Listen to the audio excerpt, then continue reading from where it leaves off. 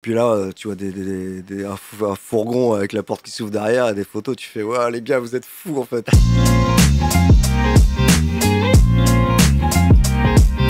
Chaque semaine, le principe de la base, recevoir un ou une invitée et retracer avec elle ou lui son parcours, essayer de décrypter quelques clés de lecture et comprendre comment est-ce que cette personne est devenue celle qu'elle est aujourd'hui. Mon invité, c'est Benoît Poher du groupe Kyo. Bonjour Benoît, Salut, comment ça va? très bien. Bon. C'est pas loin de chez moi en plus, tu vois. Oui, je crois que tu es Je venu à suis venu à pied pied, ouais. pour partir de votre base à vous et de la tienne aussi, puisque tout ça est lié. Moi, j'ai noté les premières dates en 94 au collège Notre-Dame-les-Oiseaux à Verneuil-sur-Seine dans le 78, c'est ça? Ouais. Et donc à cette époque-là, en fait, toi, tu es dans la classe De Fab, de Fab est le frère de c'est le Flo. grand frère de Flo. Ouais. Voilà. Et ils avaient déjà rencontré Nicolas Ouais, Chassagne. eux en fait, parce que c'est un lycée, mais qui fait en fait de la maternelle jusque lycée, même BTS, tu vois. Ouais, Donc moi, je suis arrivé vraiment le dernier dans le groupe, vu que je suis arrivé en seconde, donc au lycée. ouais. Mes parents m'ont dit: «On va te mettre dans le privé». Moi, j'étais au fond du seau, tu vois. J'avais pas du tout envie on n'a jamais envie de quitter ses potes et tout. Bien sûr. Donc j'étais hyper angoissé de changer de bahut et tout. J'arrivais dans un endroit privé, catholique, que je ne connaissais pas et tout. Et en fait, c'est là que j'ai rencontré donc tous les membres du groupe Kyo, et ma femme aussi, tu vois. J'ai tout construit, à ce moment-là. Tout ça ne s'est jamais quitté. Vous ne vous êtes jamais quitté, ni vous entre potes, ni toi avec ta femme, tes amours. Pourtant, j'imagine Mais que l'aventure Kyo tourne boule, comme on dit, quoi. ouais, Elle ouais. bouleverse. Ouais, bien sûr, bien sûr. Ouais, Bon, c'était un peu des montagnes russes, tout ça, tu vois. Mais ouais. du coup, je remercie mes parents, tu vois, de m'avoir changé de bahut, parce que rien ne serait passé, Toi, tu t'es vois. fils unique? Non, j'ai un grand frère. Un grand frère, ok. Mm. Et lui aussi est passé par le privé ou pas du tout? Ouais, ouais, avant moi, il a été en éclaireur, tu vois. Ouais, c'est ça, il a Mm. été débroussaillé un peu, Ouais. quoi. Je me suis demandé le rapport, du coup, entre le catholique et le rock. Parce qu'à un moment donné, c'est pas les chants religieux qui donnent envie de faire du rock. Non, mais après, le côté catholique, il était pas. Poussé? Non, tu vois. Moi, enfin, je l'ai pas trop vu, en fait, tu vois. Ok, donc c'était... C'est plus dans les petites classes, je pense que, tu vois, tu devais prendre des cours de catéchisme et tout. Mais moi, je l'ai pas fait. Il y avait pas ça au lycée, en fait. Et est-ce qu'il y a eu des cours de chant? J'ai cherché, j'ai pas forcément trouvé dans les interviews si tu avais fait beaucoup de cours de chant ou si c'était naturellement une voix que tu avais gardée et travaillée au fil du temps. Bah, ouais, à la base, pas du tout. Bah, Ouais. de fait, je devais pas être chanteur à la base, tu vois. Donc, Oui, parce que quand tu as voulu rejoindre le groupe, c'était plutôt pour avoir un rôle de bassiste. ouais, ouais, en fait, je voulais rentrer dans un groupe, quel Quel que qu'il soit. Et en fait, mon père était bassiste quand il était jeune dans un groupe, tu sais, de reprise de lycée. Donc, il y avait des amplis basses et des basses à la maison. Ouais.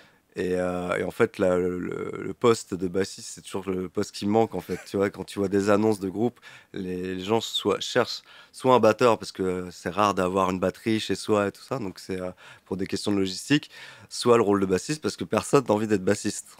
Tu vois? Pourquoi? Bah, j'ai jamais vraiment compris, parce que C'est stylé.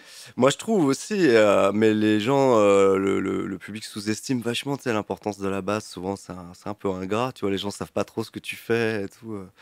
Mais moi, donc, j'ai prétendu que je jouais de la basse, et en fait, je jouais pas vraiment de la basse, tu vois. Je jouais un peu de guitare acoustique, Ouais. que j'avais appris en autodidacte. Comme celle qui est à côté de toi. Ouais, bah, ouais, je sais pas si c'est une bonne guitare. La mienne était toute pourrie à l'époque. Et mon père m'avait acheté un truc de tablature, tu vois. Et à l'époque, j'écoutais les Guns, Nirvana et tout. Ouais. Et du coup, j'essayais avec ma guitare De acoustique, tu refaire vois, les mêmes accords. alors les doigts comme ça, machin et tout. J'ai appris comme ça. Et après, j'ai fait un peu de basse. Mais j'étais vraiment nul, quoi. Mais je suis rentré dans le groupe, ils avaient pas de bassiste, quoi.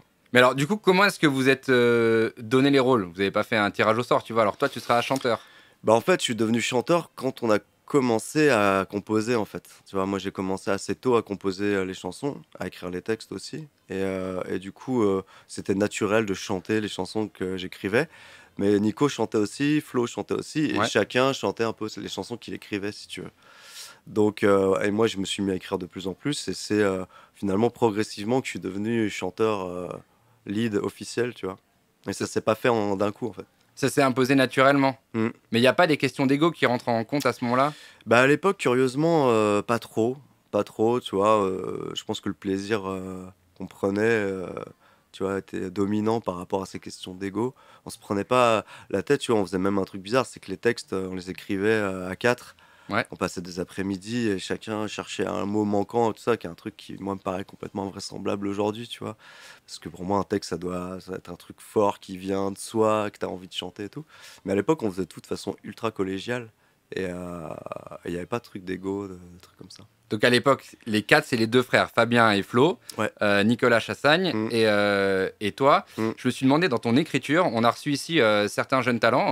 Il y a Emma Peters qui est venue, il y a Achille qui est venu récemment aussi, que tu connais. ouais. Assumer ces textes et aussi assumer de se mettre à nu, de mettre à nu des émotions. Est-ce que Ouais. ça a été compliqué pour toi justement d'assumer tes premières paroles? Non, pas trop. Je crois qu'il y a que comme ça que ça peut fonctionner.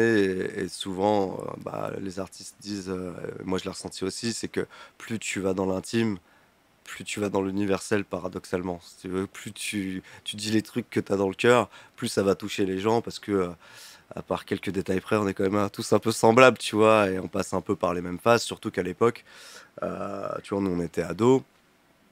Et ce que traversent les ados, globalement, traversent tous c'était un peu les mêmes phases, tu vois, les trucs où on est un peu les nerfs à vif, tu vois, et hypersensible, on a plein de doutes, des déchirements, tu vois, de relations amoureuses et tout, tu vois. Et en fait, quand tu parles de façon hyper intime, tu t'aperçois que ça a parlé à énormément d'ados, en fait, tu vois, à l'époque. Tu as un rapport proche avec tes textes ou est-ce que parfois tu crées des fictions? Ouais, il y a toujours une partie de fiction, mais il y a toujours beaucoup de soi. Tu vois, c'est comme les auteurs un auteur qui va écrire un roman. Tu sais très bien, surtout un premier, tu sais très bien qu'il y a 90% de sa vie en fait. Et les personnages, c'est souvent des gens de son entourage. C'est pareil dans la musique et dans l'écriture. Euh, Parfois, tu romances un peu, mais il y a beaucoup de soi. Mais moi, j'ai été un peu les deux, moi, si tu veux. J'étais un peu victime. Et un peu bourreau aussi. C'est pour ça, dans le dernier album, il y a une chanson qui s'appelle Quand je serai jeune. Et je dis, quand je serai jeune, je ne serai ni bourreau ni victime. Tu Ça, vois. c'est dans La part des lions, C'est dans la part des qui lions, est ouais. sorti en décembre dernier. Ouais. Parce que c'est pas cool. Et même tu sais, pour tes gosses, t'as pas envie qu'ils soient ni victimes ni bourreaux. Ouais, Enfin, les deux sont problématiques, tu vois. Et je crois que aujourd'hui, en plus, tu sais, avec les réseaux, tout ouais, bien ça, le sûr. cyberharcèlement dont on Ouais, parle de plus en plus, bien sûr. c'est un truc exacerbé, quoi. Tu Donc, fais attention à ça avec tes enfants? ouais, je fais gaffe, À ouais. être à l'écoute pour les Ouais, c'est protéger? super délicat parce que tu dois respecter l'intimité de l'enfant. Il y a une relation de confiance qui est hyper importante. Et à la fois, là, tu vois, il n'y a pas si longtemps, on reçoit un mail justement du collège qui dit ouais, il y a des cas de cyberharcèlement et tout. Il nous incitait fortement à aller fouiller dans les téléphones des gamins Waouh, ok. pour aller checker si justement le gamin n'est pas victime ou au contraire s'il harcèle pas quelqu'un et tout. Donc je l'ai pas fait pour l'instant, je préfère parler et communiquer, tu vois, parce que c'est chaud, je pense que si le gamin il sait que tu fouilles dans son téléphone, c'est Ils se sont vraiment trahis. il se sent trahi quoi. Donc c'est délicat. Ouais, bien sûr. Mm. Bon, on continue dans l'adolescence. Après la rencontre avec les garçons, il y a les débuts, les concerts, les kermesses, les salles dans la région parisienne. Au début, c'est pas évident. Vous y croyez à fond, à mort Ouais. même, mais c'est pas forcément évident. À quel moment est-ce que la vie adulte ne prend pas le pas sur la vie adolescente? Bah parce que on était quand même très jeunes, tu vois, même cette période-là, moi je sais que je suis parti tard de chez mes parents, tu Ouais. vois, je suis parti à 24 ans je crois. Donc il n'y avait pas de souci de pognon, tu vois, on mangeait, on avait un toit et tout, donc on se consacrait à la musique. Donc il n'y avait pas de stress de gagner de l'argent, si tu veux, à cette Il n'y époque-là. avait pas d'urgence de payer un loyer. Non. Et du Ouais. coup, moi, je suis parti de chez moi quand j'ai commencé à gagner de l'argent, quoi, tout simplement. Les premiers cachets, les premières avances. C'est à ce moment-là que je suis parti, en fait. Il y avait un plan B si jamais ça prenait pas. Pas trop. Donc il Pas fallait que trop. ça prenne. Pas trop. Et puis, mais on était assez un peu naïf, je crois. Et un peu inconscient. Et comme tu dis, on était persuadé que ça allait marcher, quoi.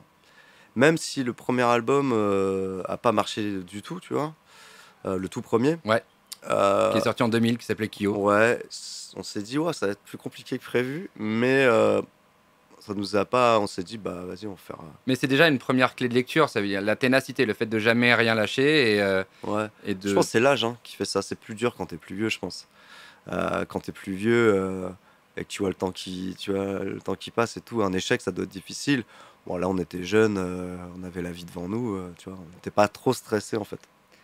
Et ça a Et été. on était confiants, et ça, je pense que c'est un truc que la plupart des artistes, tu sais, ils croient en eux vachement, de façon démesurée et de façon irrationnelle en fait. Mais si tu crois pas en toi, surtout quand tu es jeune, tu vois, les autres vont pas le faire à ta place. Donc cette motivation-là, je pense que c'est le cas de pas mal d'artistes en fait quand tu démarres, tu vois. Et vous aviez raison d'être confiant d'ailleurs, parce que finalement, tout s'est enchaîné assez naturellement. Vers 17-18 ans, après un tremplin rock, vous rencontrez Yves Michel à Clé. Mhm. Est-ce qu'il est toujours votre manager? Absolument. Et il vous a permis de décrocher le premier contrat, qui est votre contrat encore aujourd'hui avec Sony Music. Ouais, c'est vrai que c'est un peu un scénario de film, tu vois, où les trucs s'enchaînent comme ça de façon. Et c'est vrai que le manager, ouais, c'est des petits hasards. Après, est-ce que d'une façon ou d'une autre, on n'aurait pas quand même fait quelque chose? On le saura jamais. Mais c'est vrai que là, c'est notre manager qui va à une cabine téléphonique, tu vois, et qui nous voit répéter dans une bagnole juste avant de monter sur scène. On répétait les morceaux avec la guitare acoustique. Il entend, il passe devant nous. Puis tu sais, il a dû hésiter parce qu'il a continué. Et puis il a fait demi-tour. Il a dit, bon, il faut peut-être que je parle à ces gamins là. Ils ont l'air cool et tout. Et ouais, c'est vraiment le pur hasard, quoi. Après tout ça, il y a donc le premier contrat chez Sony, ce qui vous amène à travailler notamment avec David Hallyday, avec Calogero aussi, il me semble. Et j'ai vu, alors ça, je le savais pas du tout, j'ai vu que vous aviez une de vos pas de vos premiers jobs, mais si, c'était d'être figurant dans un clip de David Hallyday. Je crois que le clip, c'est le morceau de Pour toi. Ouais. Et donc, il y a David Hallyday qui chante. Derrière, il y a un groupe. On croit que c'est le groupe de David, mais en fait, pas du tout. C'est vous qui êtes en figurant sur le clip de David Hallyday. Ouais, et moi, je me suis retrouvé au clavier. Oui, t'es au clavier avec une chemise violette, je crois, ou quelque chose comme ça. Ah, c'est possible. Ouais. Je me souviens plus de la tenue, mais je me souviens du clavier parce que je ne savais pas jouer de clavier. Oui, c'est très drôle. Donc, T'es le mec qui derrière, rentre dans le groupe, il sait pas jouer de la basse. Je fais un clip, je sais pas jouer de clavier. Et quand on voit les mains sur le clavier, ce sont les mains de David Hallyday et non pas les miennes. Parce qu'évidemment, je sais pas jouer du tout. Et qu'il fallait faire les bons accords. Bah ouais. Et que tu savais pas les faire du coup. Non. C'est incroyable. Comment vous êtes retrouvé sur ce clip et cette rencontre avec David? Ça doit commencer à rassurer. On se dit, ça y est, on entre dans la cour des grands. Je sais plus pourquoi. Je sais qu'il cherchait un groupe parce qu'il voulait que ça fasse réel, tu vois, qu'on sente que le groupe jouait ensemble et tout. Ouais. Pour que le truc soit crédible, tu vois. Et je sais plus par quel biais, honnêtement, ça s'est fait. Mais nous, on a accepté, même si c'était étrange. L'idée était étrange pour nous parce que justement, on faisait notre truc. Ah bah oui, c'était baroque. On essayait de percer et Bien on sûr. se retrouve. Et moi, je me retrouve à faire du clavier dans un clip qui est pas un clip de nous. Donc, mais bon, faut que ça avance, tu vois. Mais Donc, c'est rassurant pour les parents à ce moment-là. Ils se disent, ça y est. Ouais, je pense. Et puis là où David a été super cool, ça fait 20 ans qu'on le répète, c'est que pareil, on jouait des morceaux à nous dans la loge, tu vois, avant le tournage du clip. Et il a entendu, il nous a dit ouais, ça vous dirait, je pars en tournée là, vous voulez venir avec moi? Franchement, on était naïfs, mais pas à ce point-là, tu vois, on se disait ouais, ok. Bah oui, on veut bien. On pensait que le lendemain, il rappelle et tout, il organise le truc. Et on est parti avec lui en Et vous tournée, avez fait quoi. la première partie de David Hallyday. Ouais, sur pas mal de Incroyable. dates, dans des salles qui étaient grosses, franchement, très grosses salles pour nous. Tu vois, beaucoup de trac, beaucoup de stress, parce qu'on était dans le bain direct, quoi. Parce qu'avant ça, on avait fait des petits concerts à l'école, justement, tu vois. C'était vraiment. Et là, on était dans le bain, quoi. Et ça Dans permet le de grand se bain. Professionnaliser, Très vite, sur ouais. scène aussi. Ouais. Et alors là, donc on y arrive très vite. Hein. En 2003, il y a le chemin. Et là, c'est le succès à 24 ans. Mais alors là, c'est parti. Mm. Là, c'est les 4 Energy Music Awards, les 3 victoires de la musique, des tubes en veux-tu, en voilà dans l'album. La moitié de l'album, de toute façon, tout l'album est un succès et la moitié est un méga succès parce que la moitié de l'album devient un single. Il y a Le chemin, je cours, Dernière danse évidemment, Tout envoyé en l'air, Je saigne encore. Alors là, c'est. Ouais, et C'est même le ras-de-marée. et le truc qui n'arrive jamais, c'est que les radios jouaient même des titres qu'on n'avait pas envoyés en single. Quand on a tellement rêvé du succès qu'on en a eu envie et qu'on a fait ça pour ça, parce qu'on fait pas ça non plus pour des clous généralement, Mm. et qu'on le vit aussi intensément que ce que vous avez vécu avec cet album et ensuite avec 300 Légions, quel effet ça fait? Est-ce qu'on a un sentiment d'accomplissement? Évidemment, c'est un rêve qui se réalise, tu vois. Donc c'est un truc dont tu rêves quand t'es gosse. En plus, tu le fais avec tes potes. Ouais, Donc ça multiplie quand même le plaisir, tu vois. ouais. Et c'est extrêmement déstabilisant. C'est extrêmement éprouvant psychologiquement. Moi, c'est un truc auquel j'ai beaucoup réfléchi parce que j'ai vu beaucoup d'interviews d'artistes qui trouvent ça ultra dur. Et moi, je me souviens que j'avais trouvé ça ultra dur. Et à la fois, c'est extrêmement délicat, je trouve, de dire en interview, dans les médias, ah, c'est trop dur, la célébrité, c'est trop dur. T'as envie de dire, mais tu l'as cherché, Oui, tu t'as l'as tout fait voulu, pour. tu as tout fait pour. Tu as tout mis pour y arriver. Là, aujourd'hui, tu nous dis que c'est dur. Moi, c'est comme ça que je le ressens quand je les entends parler. Moi, je disais la même chose, en fait. Donc, ça me fait tendrement sourire parce que, en fait, on le cherche, et quand ça arrive, c'est trop gros. Et en fait, personne. Tu sais, on n'apprend pas à gérer la célébrité. Il n'y a pas d'école de la célébrité. Il y a pas de. Donc, quand ça tombe dessus, t'es hyper content parce que ça flatte l'ego, tout le Ouais, taf, tous les efforts que t'as fait. ouais. Tu le partages en plus avec tes potes. C'est énorme. C'est un rêve qui se réalise. Et à la fois, c'est d'une violence inouïe. Un succès comme ça, c'est d'une violence inouïe. Donc, psychologiquement, tu peux partir en vrille, ce qui n'a pas été trop notre cas, tu vois. J'aime à penser ça, parce qu'on est bien entouré et tout, bien élevé. Mais voilà, c'était déstabilisant parce que quand tu peux plus sortir de chez toi, tout ça, et puis même pour l'inspiration, enfin, j'imagine que tu me poseras la question après, mais la longue pause qu'on a faite, c'est aussi parce que tu peux écrire de façon honnête et sincère si tu vis là, vraiment, si tu croises des gens, si tu parles avec des gens, si tu vis des histoires.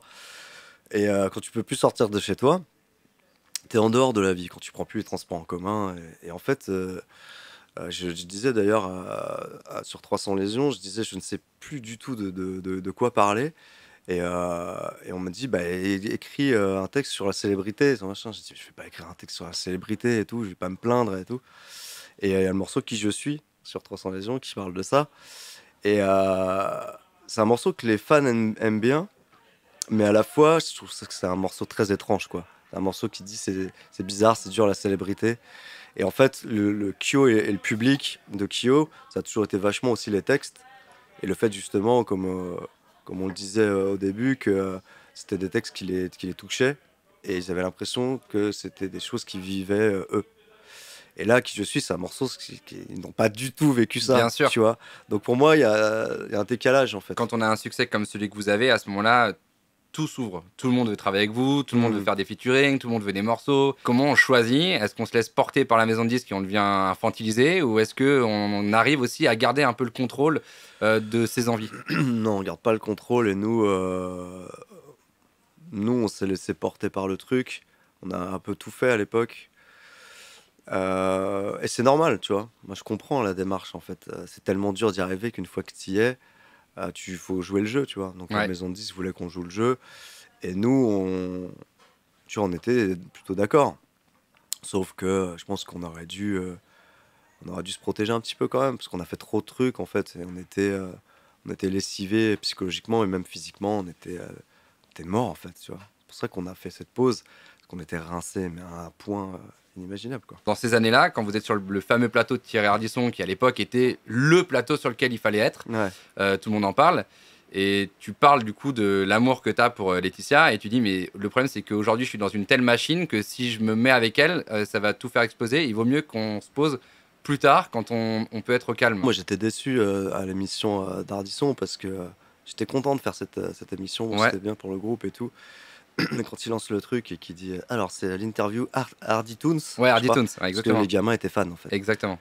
Je fais, ouais, c'est dommage, tu vois. Nous, c'était une opportunité pour nous tu vois, d'être dans une émission qualitative. Et puis, l'interview était un peu réductrice, quoi. Elle était gentille, quoi. Alors que c'était l'occasion de discuter, Oui, tu tu veux vois. dire que t'as pas été pris au sérieux. Bah, je pense qu'il y avait de la bienveillance, parce que justement, ces gamins aimaient. Donc, lui, Ouais, ouais. il était content de recevoir des artistes que ces gamins aimaient, tu vois. Mais il était pas. Je pense il en avait pas grand chose à foutre, quoi. Est-ce que quand on a le succès que vous avez vécu pendant ces 5 ans entre 2003 et 2008, est-ce qu'on a quand même encore l'envie de faire des choses? Ouais, bah, l'envie, elle est toujours là et elle sera toujours là en fait. Mais après, ça peut prendre d'autres formes. Et moi, j'aime l'idée de raconter des histoires. Donc, ça fait 20 ans que je le fais en 3 minutes 30, Ouais. tu vois, ce qui est pas évident, qui est un exercice passionnant. Mais quand je serai trop vieux pour monter sur scène et, tu vois, et faire des disques, j'écrirai des romans, tu vois. J'aime raconter des histoires en fait. Ok. Et là, je le fais en musique parce que je suis un passionné de musique aussi. Mais je suis passionné de cinéma, je suis passionné de séries, je suis passionné de. Si tu veux, c'est aussi ça qui a motivé le retour après la pause, la longue pause de Kyo. C'est que comme je chantais en anglais dans Empire et Ouais. que c'était dur pour moi parce que je maîtrisais pas vraiment, tu vois. Il y a Google Traduction maintenant. Ouais, ça m'aidait. Mais surtout, ce qui m'aidait, c'était le producteur qui était de Los Angeles Et je lui disais, mais est-ce que c'est cool de dire ça ou comme ça? Et il me disait, ouais, des fois, il me disait, non, ça c'est pas cool. Et donc il me corrigeait, tu vois. Mais j'avais vraiment envie de réécrire en français. Ça m'avait vachement manqué en fait. Donc ça a été une des motivations pour revenir avec Kyo, c'était ça aussi, quoi. Un album, c'est 10-12 titres. Je crois que je t'ai entendu dire dans une interview que pour un album, vous faites 30 à 40 morceaux. Ouais, avant, je crois que pour le chemin, on avait fait 70, tu vois. Et vous en gardez 10, 12. Ouais. Et là, on a réécouté toutes les maquettes de l'époque, parce que notre éditeur, Jean-Christophe Bourgeois, nous a invités à déjeuner. Et lui, c'est le gardien de l'œuvre, et le moindre guitare-voix, la moindre petite maquette, il a tout stocké, il a tout gardé. Donc là, on a écouté tous les morceaux qu'on avait composés à l'époque du chemin. Et c'est rigolo, et je pense qu'on va sortir des trucs. Et je pense que pour les fans, c'est rigolo de se replonger dans cette époque-là et de voir qu'il y avait d'autres morceaux qu'ils n'ont jamais entendus, des inédits. Je pense que pour les fans hardcore, tu vois, c'est sympa. Donc je pense qu'on va sortir des trucs, vu qu'il y aura l'anniversaire l'année prochaine. Bah ouais, bien sûr. Les 20 ans de l'album. Les 20 ans du chemin. Du chemin. Oui, d'ailleurs, tu parles des fans. Il y en a quelques-uns ici sur le chat de Twitch. Et il y en a beaucoup, surtout dans vos salles de concert. Est-ce que c'est motivant pour vous de savoir qu'il y a toujours ces gens qui seront toujours là? C'est super motivant, c'est super rassurant. Et c'est vrai que moi, je l'ai souvent dit, le fait de voir des gens que je connais très bien en face de moi, ça déstresse vachement, tu vois. T'as l'impression d'être un peu à la maison, quoi. Donc cette fidélité-là, on sait que c'est hyper précieux. Ouais. Et je ne sais pas comment ils font, même financièrement, tu vois, pour venir partir sur toute une tournée comme ça, c'est incroyable. Comment est-ce Ouais. qu'on arrive à toucher à la fois les jeunes adolescents, les nouveaux adolescents, et comment est-ce qu'on arrive à garder ces fans de l'époque? Bah, alors, regarder les fans de l'époque, je pense que ça se fait naturellement parce que, comme tu dis, on grandit ensemble. Et c'est plus difficile finalement pour les jeunes, en fait. Comment tu fais pour avoir dans les salles, ce qui est le cas pour nous, un public aussi d'ados. Tu vois, Ouais. je saurais pas quantifier, je saurais pas te dire un pourcentage, mais il y en a pas mal. Et donc, ça, je sais pas. Il faut essayer d'être pertinent toujours, je crois aussi qu'on a la chance, même si c'est un constat qui est un peu triste, on a la chance de pas avoir beaucoup de concurrence. C'est-à-dire que si t'aimes les groupes, que t'aimes le rock, il n'y a pas beaucoup de choix, tu vois, de groupes médiatisés en France.